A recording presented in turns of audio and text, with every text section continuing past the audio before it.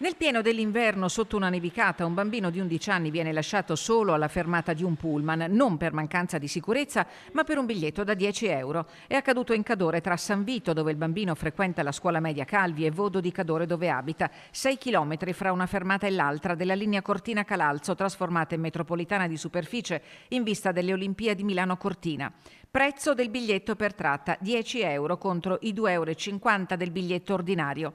Per il piccolo doveva essere un normale ritorno a casa dopo il rientro pomeridiano a scuola, come ci racconta la nonna, l'avvocata Chiara Balbinotto del Foro di Padova. Quando c'è bisogno rientra con i mezzi pubblici, non è un'abitudine, per cui non ha un abbonamento, ma usa, la mamma gli ha comprato un carnet di biglietti, dei carnet di biglietti che lui usa quando servono. Il servizio è fatto da Dolomiti Bus, lui aspetta la corriera con altri bambini, quella delle 4 non passa, arriva la corriera successiva, quella delle 16:40.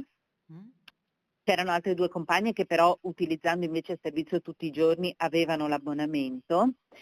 Lui dà il biglietto all'autista e l'autista gli chiede testualmente: "Hai 10 euro in contanti da darmi?" Lui dice no, non sapeva che il biglietto costava di più e quindi dice: "Vabbè, allora non puoi stare, devi scendere, devi tornare a casa a piedi." A quel punto erano già le 16:40, praticamente buio, temperatura esterna sotto lo zero. Il piccolo, costretto a scendere con i suoi 2 zaini, si è incamminato verso casa. Ci ha messo 1 ora e mezza, è arrivato congelato, abbiamo anche un certificato medico di ipotermia e questo è quello che è successo.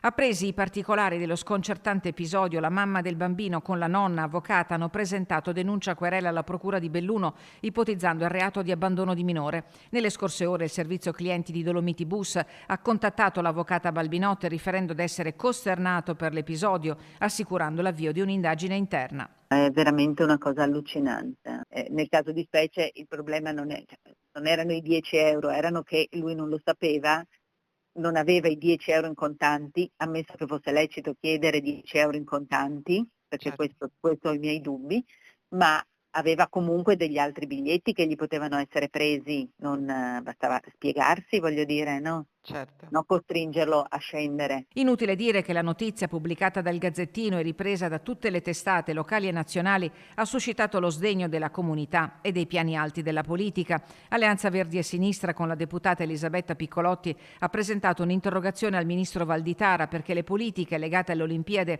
non possono ricadere in nessun modo sulla sicurezza delle persone e dei più piccoli. Il consigliere provinciale delegato Massimo Bortoluzzi ha chiesto una verifica a Dolomiti Bus. Spiegazioni urgenti vengono richieste allo stesso Bortoluzzi da Giovani e Futuro, al di là delle considerazioni etiche sulla richiesta Tucur di 10 euro a tratta, approvata, è bene ricordarlo, all'unanimità nel corso di una riunione dell'ente di governo.